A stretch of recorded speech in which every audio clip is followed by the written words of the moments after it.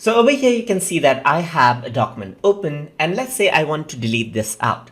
In order to delete the document, you simply go to File right here, and then what you can do is you can just move this to trash right over here. Once you click on Move to Trash, it says the file has been moved to trash. To access the file, you can access this file. You can take it out of the trash right here.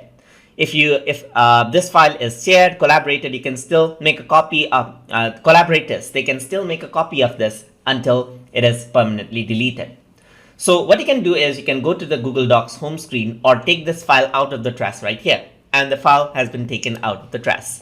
So let me just go over here and move this to trash right over here. So the file has been moved into trash. So now how do I access it later?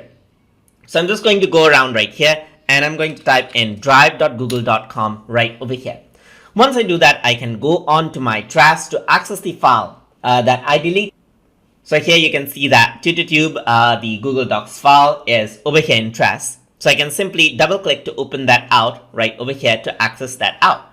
And I can take this out of the trash, and then the file will be taken out of the trash right over here as well. You can see that it is out of the trash right here, and it gets replaced back just like that.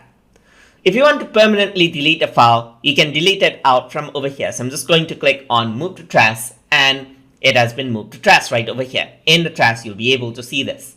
If you're absolutely sure that you don't want the file anymore and you don't want the collaborators to access it, what you can simply do is you can right click and delete this forever, just like this.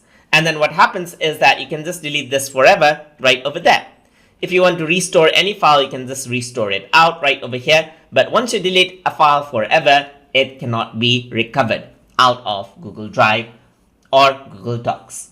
So that is how you can delete out and restore files from Google Docs document. So hope you guys learned something as always. And as always, please like, comment, share, and subscribe.